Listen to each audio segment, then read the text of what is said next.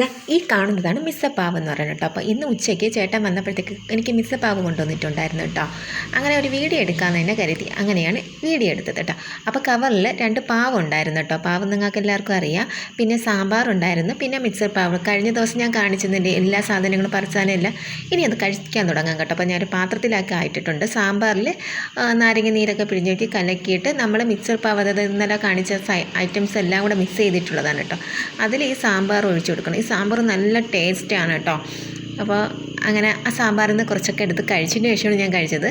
അപ്പോൾ മിസ്സപ്പാവിൽ എത്തി സാമ്പാറൊക്കെ മിക്സ് ചെയ്ത് കഴിക്കണം, നല്ല ടേസ്റ്റാണ്. അതിൻ്റെ കൂടെ നമ്മൾ സവാളയും കൂടെ കടിച്ച് കഴിക്കണം കേട്ടോ.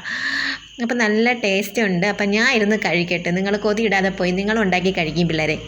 പിന്നെ എന്തിനാ ഇങ്ങനെ നോക്കിക്കൊണ്ടിരിക്കണേ?